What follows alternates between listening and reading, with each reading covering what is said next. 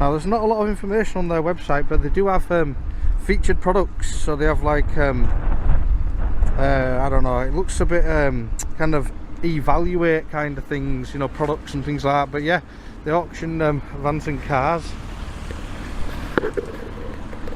Well, specialists it says.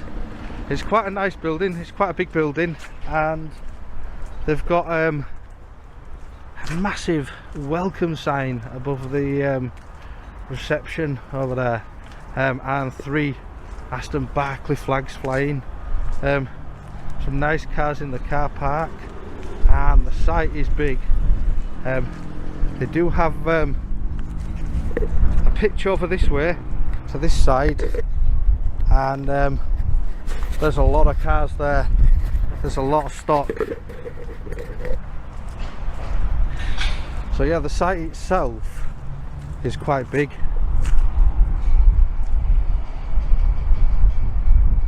And we've got a second building over there.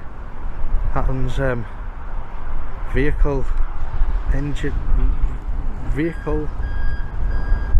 remarketing. That's it, vehicle remarketing at the top there.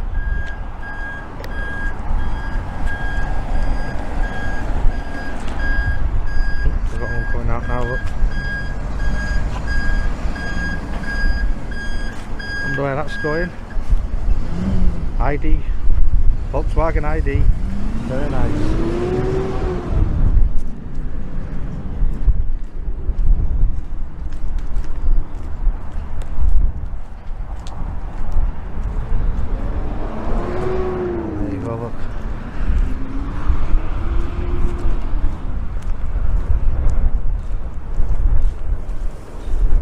The bit there, welcome,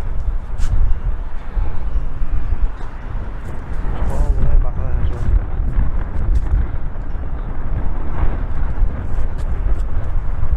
What we'll do is we'll before we even get into the back and forth you're about to see, let's set the stage properly, because this isn't just a random argument in an industrial estate. This is a textbook clash between public rights, private business anxiety, and widespread legal misunderstanding. We're at Aston Barclay, one of the UK's largest vehicle auction and remarketing operations. Massive site. Thousands of vehicles. Big money moving through those gates every single day. And whenever you mix high-value assets with cameras, tensions spike fast. Now, the auditor here is doing something that sounds controversial to a lot of people, but legally, it's incredibly ordinary. Filming from public land. No trespassing. No restricted access. No deception. Just a camera, a drone, and a curiosity about a huge commercial operation that's visible to anyone passing by. Might have to come back to get the drone footage for this place.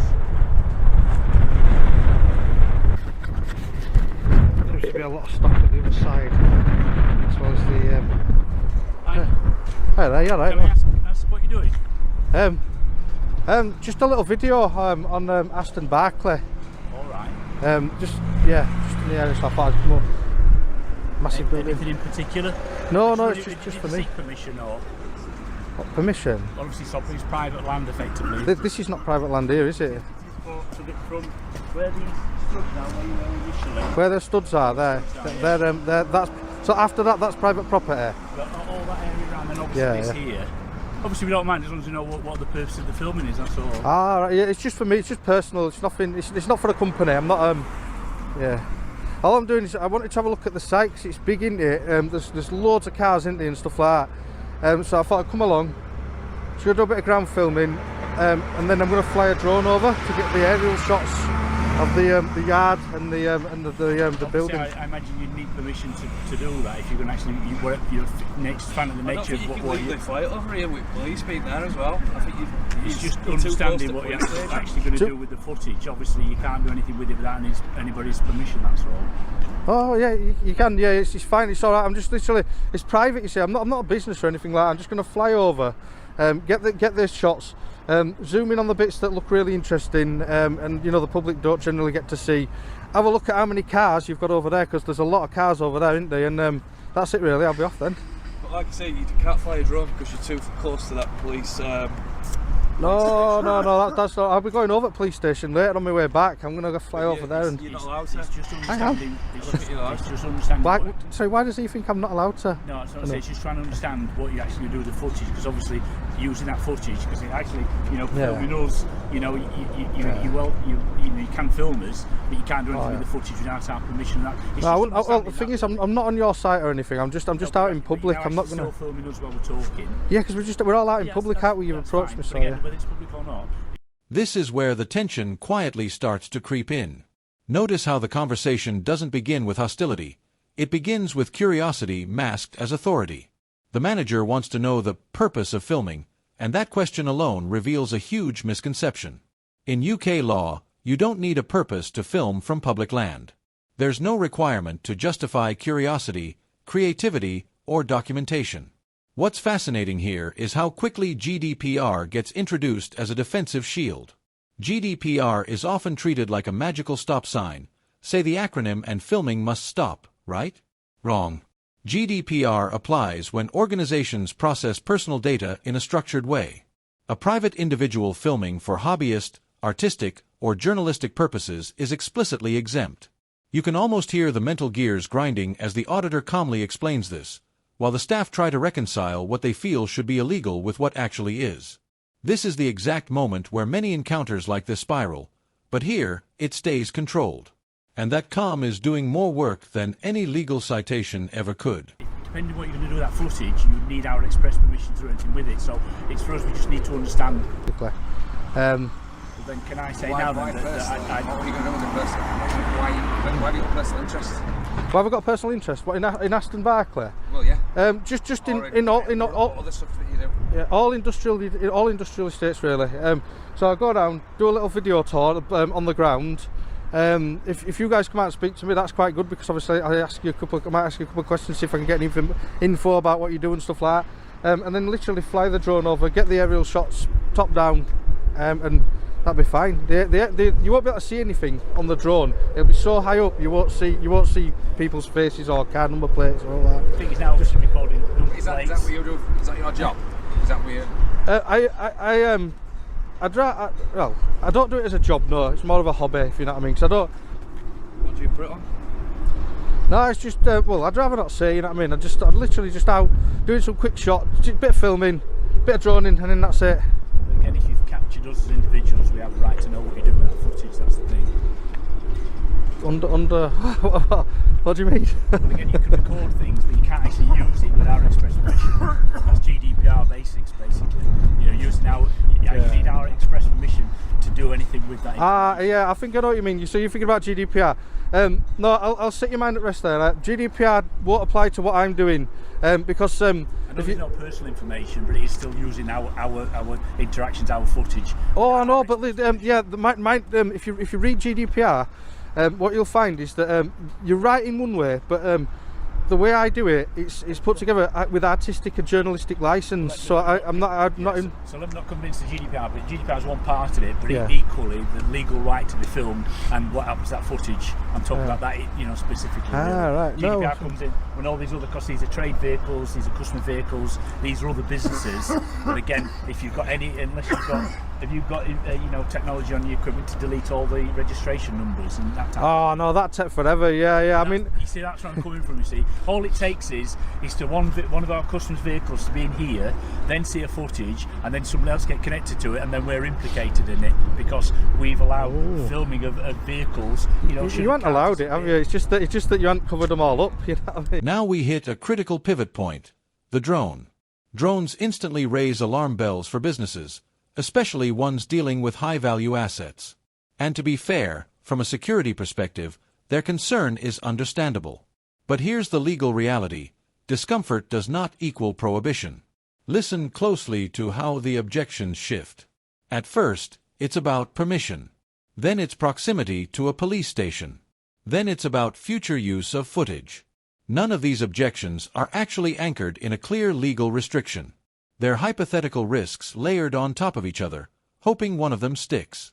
What the auditor does well here is narrow the scope. He doesn't argue emotions. He doesn't challenge motives. He simply explains what he's doing, where he's doing it from, and what he's not doing, like capturing faces or plates.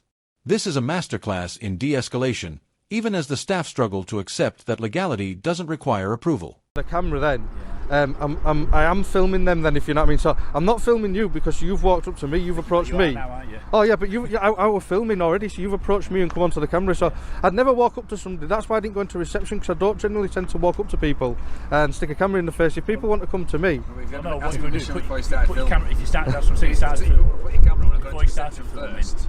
Before you started filming. The only concern so I can only talk to one person at a time. Sorry. So yeah, what point I'm trying to make is, obviously you can walk into the building without filming, so you won't be, contravening anybody's privacy. We're just a little bit concerned that this is a big company with a lot of customers, a lot of cars. It is. And we've actually visualised you filming it specifically, and we don't know what it's going to be used for. That's the concern. Right. But I mean, I'll allay your concerns in a way. Just it's nothing nefarious. I ain't come to rob you or look if you look at.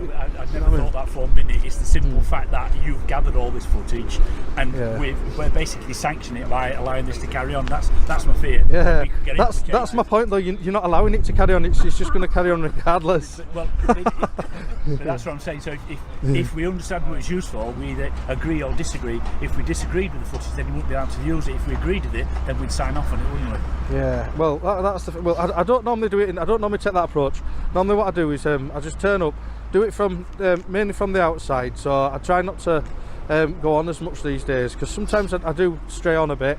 Would you be able to leave us your name and address, that should we have any implications or follow-up? I definitely don't do that. To fill yourself, we don't know where that footage is going to. I know what you mean. But I definitely don't do that. I don't give my personal details out to anybody. Right. But yet you're quite happy to capture everybody else around here, because Well, no, I'm not. No, it's name badges and everything normally, because we come outside we're not. Is it reciprocated? Yeah, but it's not just from our individual persons. I'm talking about the actual business security risk and all that. Basically, we've had a number of hits on theft. Oh, that's bad. This is it now. If I know people know that we're here, but when you've got somebody, filming that footage can be taken away, detailed and scrutinised by somebody who plans to do a hit on the place. This exchange is incredibly revealing because it exposes a common power imbalance tactic, demanding personal information to regain control. When staff ask where footage will be uploaded or request names and addresses, that's not about GDPR, it's about leverage. And the auditor's refusal here is legally sound. There is no obligation to provide personal details simply because someone else is uncomfortable being filmed in public. What's interesting is how the staff frame themselves as victims of exposure, while standing in an open, publicly accessible space, wearing identifiable uniforms on a visible commercial site. This moment highlights the psychological side of these encounters. Once authority feels challenged, the conversation shifts from law to compliance pressure. But again, calm repetition of rights keeps the balance steady. That's what we've got. How many hits have we had? 3, 4? 3 or 4 hits. That's bad. That's the concern. So from an insurance point of view, if that footage is out there for everybody to see, all those implications involved with it. So, and again, it's not necessarily, it wouldn't necessarily say no, but we don't know anything about it, so we can't agree or disagree. That's the problem. Yeah. No, that's the thing, isn't it? Yeah, that's just the way it works, isn't it? So if somebody just comes out, they're just having a little film around in public, they're allowed to film whatever they can see. We've got a public auction. You can't film in there without express permission. You're not allowed to. A public auction. Yeah. So you can I go in there? Can I go in? Of course, but you can't, because there's other people in there. There's customers around there. Yeah. You can walk in without your camera. Can I? Yeah, I can walk in without my camera. But you can't. So it's kind of public accessible. You can't film in there when there's public there. Yeah. Now, it's not something I'm interested in filming inside, because I know that would probably upset you even more, because you're not impressed that I'm doing it outside, are you? But we're not. It's not that we're not impressed. Don't misconstrue us. What we're trying to say is we don't know your purposes and what your intent is. And that's and you're giving us all the assurances what your intent is, but it means nothing. It's like there, something gets out on the internet and it's out there for everybody. There is no control over that, and that's why we need licensing, things in place to control that. And if I were a robber, I'd be off by now. But don't worry. I'm not saying that. What I'm suggesting is that the footage that you use and you put out there could be, further taken and looked at and reviewed, and people consider ways in. All right, there's Google Maps, so they could probably Street View and everything, but they probably use that. They won't use my video. But Google Maps is 2 years old now, so it's out to date every time. They won't see as much stock. They won't know where all cars are and stuff like that. Basically, nobody's going to take a plan a hit on a 2-year-old data, are they? Yeah, true. Because the drone, that'll get it top down, so they'll be able to see where all. Exactly. Yeah, That is our Google Earth is like 2 years old at least. I'll tell you what though, I normally speed the drone footage up a little bit, so they won't be able to see which cars are. Here's where the argument turns from personal discomfort to hypothetical criminal intent. The manager raises theft, insurance liability, and hits on the site, essentially suggesting that filming could enable crime. But legally, that logic doesn't hold. UK law doesn't restrict lawful activity based on what might happen. If it did, Google Maps would be illegal. Street photography would vanish overnight. Even CCTV would fail under its own logic. The auditor's reference to publicly available aerial imagery quietly